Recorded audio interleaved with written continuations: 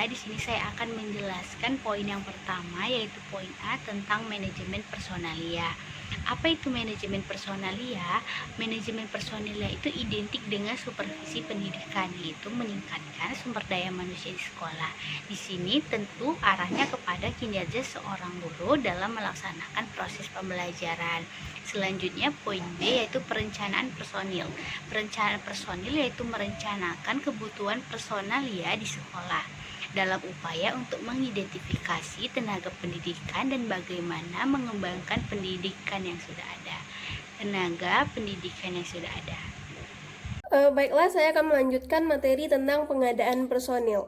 Pengadaan personil atau tenaga kerja mencakup analisis pekerjaan, perencanaan sumber daya manusia, rekrutmen sumber daya manusia, dan seleksi serta penempatan sumber daya manusia.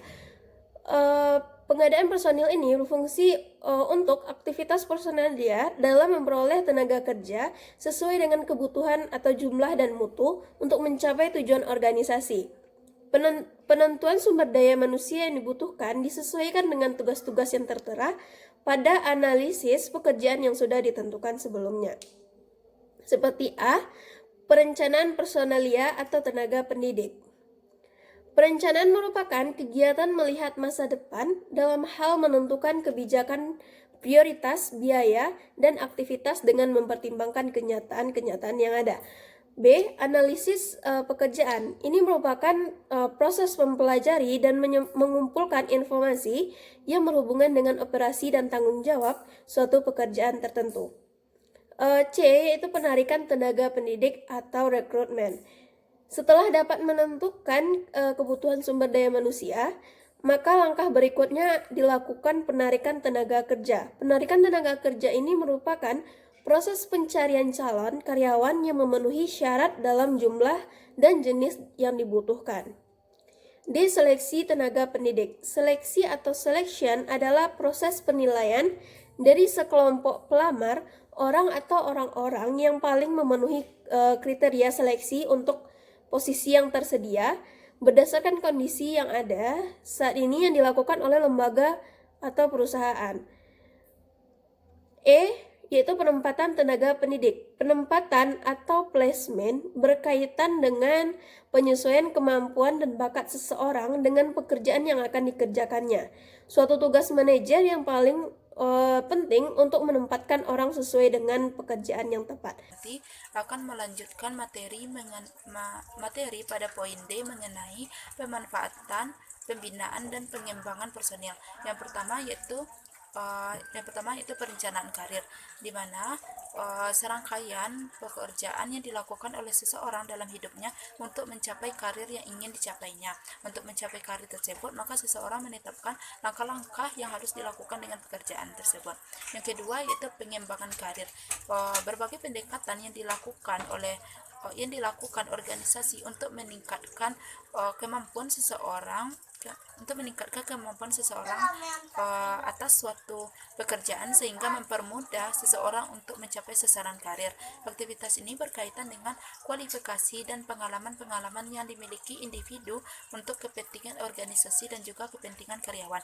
Yang ketiga yaitu pengembangan organisasi, di mana proses perubahan yang terencana dengan melakukan perubahan-perubahan pada sistem dan struktur organisasi untuk mencapai hasil-hasil yang efektif dan efisien. Yang keempat yaitu manajemen dan penilaian kerja. Jadi istilah ini berkaitan dengan evaluasi hasil kerja individu dan kelompok dalam suatu organisasi. Masuk ke poin yang yaitu memiliki wawasan tentang pemberhentian personil. Jadi pemberhentian personil juga bisa disebut juga dengan pemutusan hubungan kerja. Pemberhentian personil dalam suatu organisasi dapat terjadi karena yang pertama, adanya pegawai yang berhenti atas kemauan dan permintaan sendiri dengan alasan tertentu sehingga permintaannya diterima dan pegawai tersebut diberhentikan. Yang kedua yaitu adanya pegawai yang berhenti tidak atas kemauan dan permintaan sendiri yang disebabkan karena berkurangnya kegiatan organisasi sehingga tenaga kerja yang ada dianggap terlalu besar. Yang ketiga yaitu adanya pegawai yang terpaksa dihentikan dengan tidak hormat karena tindakannya yang mengakibatkan keberadaannya dalam suatu organisasi tidak diinginkan lagi. Yang keempat itu adanya pegawai yang meninggalkan organisasi karena sudah memasuki masa pensiun. Dalam Undang-Undang RI nomor 14 tahun 2005 tentang guru dan juga dosen pada pasal 32 yang menyatakan ayat 1 pemberhentian guru sebagaimana yang telah dimaksud pada pasal 30 ayat 2 dapat dilakukan setelah guru yang bersangkutan diberi kesempatan untuk membela diri. Yang kedua maksudnya ayat kedua, guru pada suatu pendidikan yang diselenggarakan oleh masyarakat yang diberhentikan dengan hormat tidak atas permintaan sendiri memperoleh kompensasi finansial sesuai dengan perjanjian kerja atau kesepakatan kerja bersama. Baik, sekian dari materi saya. Terima kasih. 6. Jadi di sini saya akan melanjutkan tentang memiliki wawasan tentang pensiun dan personel. Menurut administrasi arti pensiun adalah 1. Pemberhentian yang dilakukan oleh pejabat yang berwenang mengangkat kepada bawahannya karena dianggap sudah mencapai umur lanjut sehingga tidak dapat lagi bekerja dengan sempurna. 2. Tunjangan balas jasa yang diterima seorang pejabat karena dianggap telah melakukan tugas pekerjaan dengan hak selama masa aktif bekerja. Jadi di sini menjelaskan bahwa pensiun sebagai jaminan hari tua dalam hal seorang karyawan mendapat kecelakaan sehingga tidak dapat lagi bekerja atau meninggal dunia. Jadi merupakan masalah sosial yang tidak hanya menjadi tanggung jawab pribadi karyawan, tetapi juga pemerintah atau badan-badan swasta pemerintah atau badan swasta terhadap pemenuhan kebutuhan hidup bagi pada karyawannya. Oleh karena itu, pengaturan pensiun sebagai jaminan sosial harus mengandung ketentuan-ketentuan sebagai berikut. 1. Pensiun adalah suatu hak sosial karyawan dan bukan suatu pemberian. 2. Hak pensiun tidak dapat diganggu-gugat. 3. Syarat-syarat pensiun harus disesuaikan dengan kedudukan karyawan. 4. Besarnya jumlah pensiun itu harus sedemikian rupa.